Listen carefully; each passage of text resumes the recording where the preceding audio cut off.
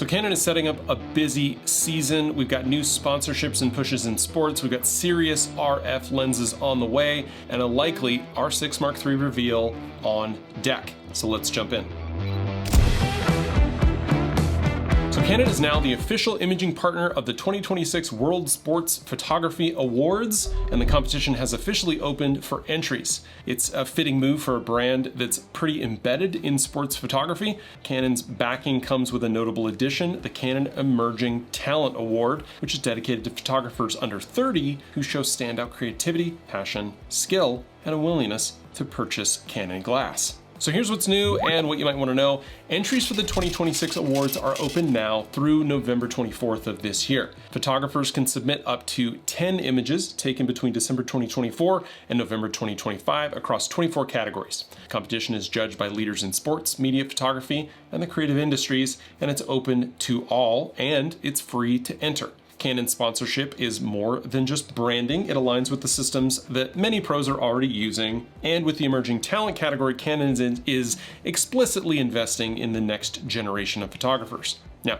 Richard Shepard from Canon Europe framed it as an extension of Canon's long-standing support for sports photographers, saying that the new award builds on that heritage by offering tools and opportunities to upcoming visual storytellers. So if you want inspiration, last year's winners are an excellent place to start. Highlights include Jerome Brulet's Golden Moment, which won gold in the aquatic category and earned him Sports Photographer of the Year in 2025. Petapixel also previously covered Brulet's photo when it went viral during the 2024 Paris Olympics. Now, with entries being free, widely judged, and open globally, this is a strong moment for sports shooters at every level. So if you're thinking about submitting, considering which categories best match your strengths, and I would start curating now. Next up is a stack of RF lens developments, from some wild patents to a super tele zoom that might fill a relatively large gap. So according to Canon rumors, we've got a new patent that's suggesting that Canon is actively exploring serious L series super zooms for the RF mount, while a separate report points to a likely RF 300 to 600 that might be announced in November. So let's split this into two different parts. We've got patents and we've got a near-term rumor. So on the patent side, a continuation application builds on work dating back to 2020 and outlines multiple full-frame RF L series super zooms, an RF 24 to 300 and a 24 to 400, although interestingly noted that the 300 version is actually 4 millimeters shorter than the 400, both of them coming with f3.5 to 5.6 and 3.5 to 6.3 aperture ranges respectively. Additionally, a 28 to 500 with a 3.5 to 7.2 range, and with a 17 by multiplier there, that is a remarkably compact lens, as according to the patent, it would be 286 millimeters. It would extend as you zoom, and it is not a consumer-grade optical formula. There are too many elements, and the ranges here are pretty ambitious. So the use case here is pretty obvious. These are pros lenses who would need to go from wide to serious telephoto fast without swapping lenses or bodies,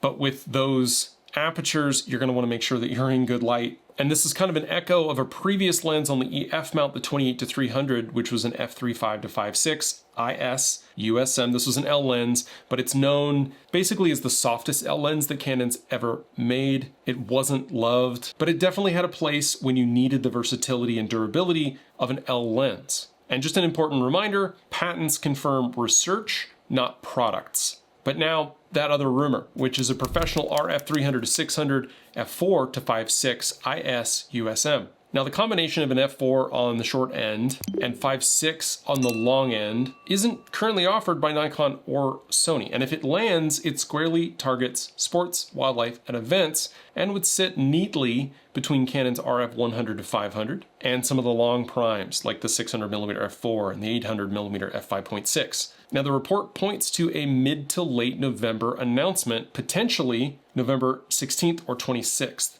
Pair that range with Canon stabilized bodies and subject detection on camera, like with the R6 Mark II or the R5 Mark II or the R3 or the R1, and you're looking at a practical, fast working long zoom that would fill one of RF's most ambitious and obvious gaps. Some additional eye candy though from Canon rumors. We've got some separate patents for a broadcast Super 35 design featuring an extreme range of 25 to 1000, that's at f2.8 to 4.8, as well as a 22 to 1300 f2.8 to f7. So these are completely different lenses. These are in Canon's broadcast side. These are those big boxes that you see out in the outfield at baseball games. They also cost 6 figures. They have massive front elements, right? 200 millimeters plus. And that 2.8 aperture is constant deep into the zoom with sizes that average 25 to 28 kilograms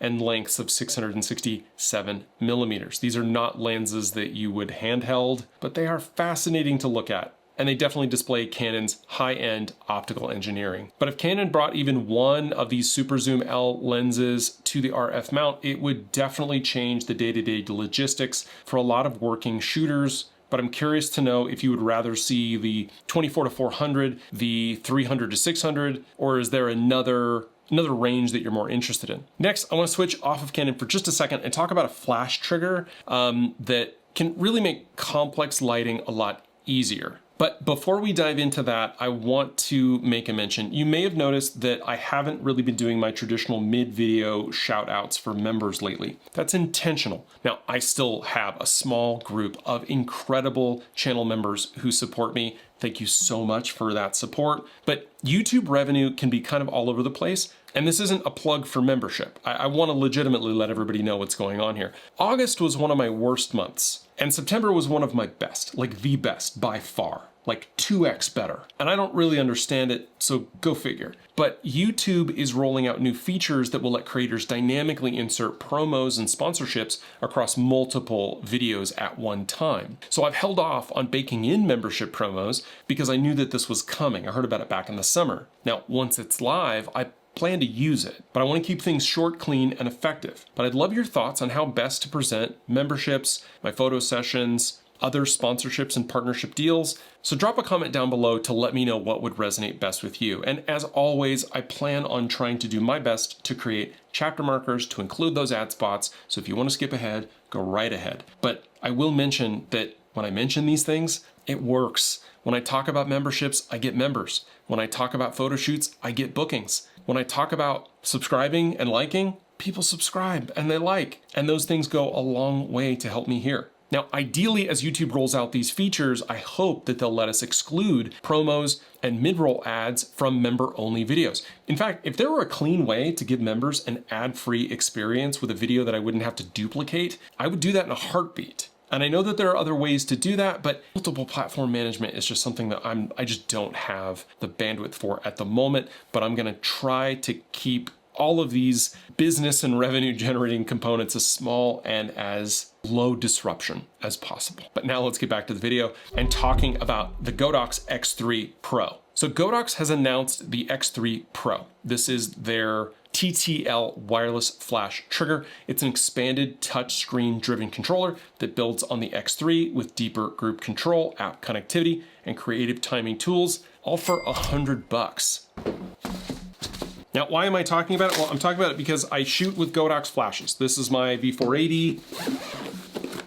This is my 8200 Pro 2, and this is my Godox X3 non-pro that I've had now for 6 months. It's got an OLED screen. This thing is beautiful. It is amazing. And the X3 Pro is a larger, more capable version of this controller, of this trigger. And I love this thing. It's responsive, it's easy to use, and it allows me to coordinate between my Godox flashes. So the 8200 Pro is kind of my main flash, and then the V480 is one that I use when I need something small and lightweight, or if I want a second flash for kind of behind my subject. And I use the X3 for both. This is obviously the Canon variant. It's super lightweight, it lasts forever, and it has this super, really just absolutely beautiful screen. So the X3 Pro centers on a 2.5-inch touchscreen, and you can control up to 4 lighting groups on screen with support for up to 16 total groups, and you can unify the settings across all lights, or you can fine-tune power and exposure compensation group by group. You can also store and reload custom setups instantly. It runs on Godox's 2.4 gigahertz X wireless system with a range of 200 meters. And I can attest that the X wireless system is super long range. I will often throw this on my camera and then, throw this guy or even this guy into this guy, right? I'll just kind of slide these in here and I put them up with a softbox for off-camera flash, and then I shoot, and then I'll go off to other areas where I'm shooting, like if I'm shooting on the beach. And then I realize that even though I've walked super far away from where I have my rig, it's still just going off because I forgot to pause it, even though I'm super far away. Now for this one, that'll kill the battery pretty quick because you don't get as many flashes on this. But on this one, this thing will just go for days and days. And this guy will go for days and days as well. So I can't even imagine what the X3 Pro is going to give us for battery life. But it also gets creative shutter control for single shots, time lapses, long exposures. It has customizable exposure durations, intervals, shot counts. And you can do all of that from the PC Sync port or a separate XR receiver. It's also got other options for interoperability with other lights. It's only 103 grams. So it's about twice the weight of this guy, but it's still pretty light. And the battery claims a month of standby recharge via USB-C, which takes about 2 hours. And I'll tell you, with this one, I think I've honestly had to charge this so if it's anything like this and it's twice as powerful or twice the size, that's pretty cool. It's available in 5 variations, including the Canon, Fuji, Nikon, Sony, and OM systems. High-speed sync up to I think 1/8,000th. And the Pro model will do first and second curtain sync. Again, 99 bucks. So if you want a pocketable trigger that is kind of like a lighting console, smaller than the ones that they make for Westcott, this is a strong value option. Now, I'm not being paid by Godox to mention this. I've paid for all of this with my own money. I love this stuff. It's just good. And I make money with it. This stuff makes me money. So that's why I want to show it to you. And I think the Pro is a cool update. But next we've got 2 RF lenses that are worth watching. One is from a patent and one is from a feedback form. We kind of talked about these before, but now we're getting word that there might be some releases in November, which we're going to talk about the R6 Mark III in a second. But according to the photo blogger, a Canon feedback form that was circulating at an event listed these 2 lenses. And so I just wanted to bring them up again, which is the 40mm f1.2 with an STM motor, right? That's the weird thing about this. 40mm we've had, right? We had a 40mm Pancake, which I thought was a super cool lens. This is an f1.2 40mm with a stepping motor. So it doesn't have a USM motor, it doesn't have a nano motor, it doesn't have a VCM motor. Right? This is their inexpensive motor on a 40mm focal length that they're pairing with an f1.2 aperture. I don't know what this lens is, but it seems cool and interesting. I don't know. The other one is the RF50 or 20-50 f4, but the key about that one is that it's PZ. So there's part of me that just thinks that Canon is like throwing darts at the board to try to figure out like what, oh, we're gonna do a 18-68 VCM f3.5. Like, I don't know. Because with that STM motor, that lens is likely not to be L, which means that it would be cheaper. It sits right at about the 43mm field of view that we often consider close to human vision. It would be brighter than Nikon's 40mm f2, which is about 300 bucks. And could be super attractive for street, portrait, and night shooting photographers where shallow depth of field is a part of the look. And maybe you don't need the absolute quietest, fastest focus in the world. Now, a full-frame 20-50 f4 power zoom would directly target hybrid shooters who want smooth, controllable zooming for video while covering a usable ultra-wide to normal range and work on cameras like some of the new V-series cameras that we've seen and are expecting that have zoom rockers on them. But additionally, Canon Rumors is highlighting a recent patent application that includes a fast standard prime that's in a similar ballpark, which is a 45mm f2, and the design appears relatively compact for an f1.2 at around 65mm in length. Now, if it ships with an STM motor, the focusing would be slower than a USM or VCM drive. But that same application explores the idea of a smaller 35mm f1.8 design and mentions the idea of a 70mm concept, all proposals that could serve both full frame and APS-C users well. As always, patents are just kind of a look at what's being researched, but we've been seeing some interesting things out of Canon on the RF mount, which is great because we're seeing lots of interesting stuff out of third-party vendors, just not for the RF mount. So unless Canon is able to release products that are interesting like these and at prices that are anywhere near third-party variants, then that would be exciting for the RF mount and users like myself who are in the Canon ecosystem. But if they can't, then the itch to move to something like Sony or Nikon, where we would have access to those other lenses from third parties, well, it's not something I'm gonna do,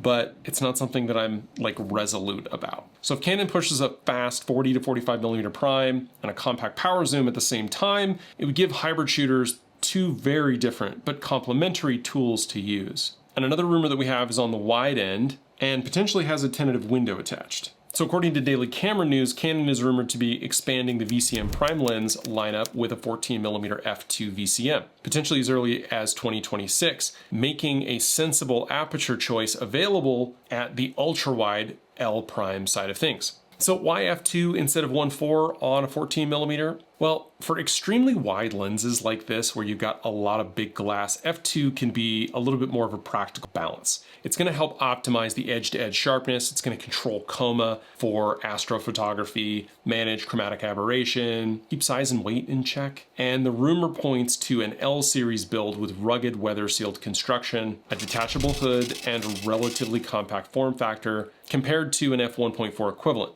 Now, optically, we're going to expect a spherical and ultra-low dispersion elements, enhanced chroma control, multi-layer coatings for better contrast in backlit scenes, and mechanically, a voice coil motor would deliver fast, near-silent autofocus, which is going to be useful for both stills and video. Now, industry whispers are suggesting an early 2026 release for this announcement, or for availability, pricing would sit in the premium L territory, but below what a hypothetical 14mm f1.4 would cost. So for landscapes, architecture, astro, on RF, a 14mm f2 with modern autofocus and all the coatings and features that we expect would slot in to be a relatively practical performance first option. So I'll watch for more signals as timelines firm up and if this thing is going to get released. Personally, as someone who does shoot a lot of landscape, though not as much astro, I'll stick with my 14 to 35 f4. Thanks. Next, let's talk about the best-selling cameras in the mirrorless side of things. BCN September rankings are out. They cover a significant part of the Japanese retail situation, and they show that the Canon EOS R10 with the RFS 18 to 150 is the top spot among camera systems. Now the ZV-E10 Mark II, the double zoom lens kit, is next, followed by the Fuji X-M5, then the Nikon Z30, and the ZV-E10 with the power zoom kit. And BCN is a useful indicator here, right? It doesn't necessarily represent the entire market, but it's one of the best snapshots that we can get. And for Canon, the R10 win reinforces how sticky the entry and mid-tier segment remains. Because while we're talking about R6s and R5s and R1s and A1s and A7s and Z6s, it's the entry-level stuff that moves numbers and that makes money for these companies. But to close, let's tackle the timing that we're hearing around the R6 Mark III and the RF lenses that we're hearing about to come along with. So according to Canon rumors, the long-anticipated R6 Mark III is finally expected to be announced. We thought it was going to be announced in May, then in June, then in August, then October. Now we're seeing November. And while I believe that this lens, or rather this camera, was ready to be announced, and we had prototypes in the early spring where they were swapping out sensors and changing some of the features, I think it might have been ready in the spring for release and announcement in the fall or at least late summer, and they've been kicking the can down the road because, to be quite honest, they needed pricing to kind of standardize, and also that may have pushed some of the design decisions that they made as it related to which sensors would end up in this camera in order to keep costs down, or at least keep costs in a place where they could back it up, considering the increases in prices that we've been seeing across the market. So on the camera side of things, we are expecting the 30-ish megapixel sensor, an improvement in the dual pixel CMOS system. I believe this will be the same sensor that we have in the C50. though not the same chip, as the C50 has the DV7, which is a completely different chip family derived from the Digic 7 and Digic 8 processors that we saw 5+ years ago in the EOS R series and before, while the R6 Mark III is definitely going to be getting the Digic X and likely the Digic accelerator with the additional AF driven by that AI system. On the video side of things, expect 6K and oversampled 4K at higher frame rates, potentially 4K 120 with faster burst performance. I don't think they're going to go higher than 40 frames per second, which you can get now, but I do think we're going to get pre-burst and pre-shooting with the R6 Mark III. And I'm expecting them to put it in a body similar to the R5 with the additional, and I mean the R5 Mark II, with the additional heat management options. I think we're going to get an improved EVF and an improved flip out screen. And since I think they didn't end up putting the previously rumored higher end sensor here, I think we're going to keep getting the dual SD card slots. On the lens side of things, some of the lenses that we just mentioned might actually show up. We might see that 45 f1.2. We might see that 20 to 50 f4 PZ. Maybe the R6 Mark III comes with a rocker switch. That would be fun. As well as the RF 300 to 600 f4 to 5.6 USM L lens, that super tele that would fill that major RF gap. And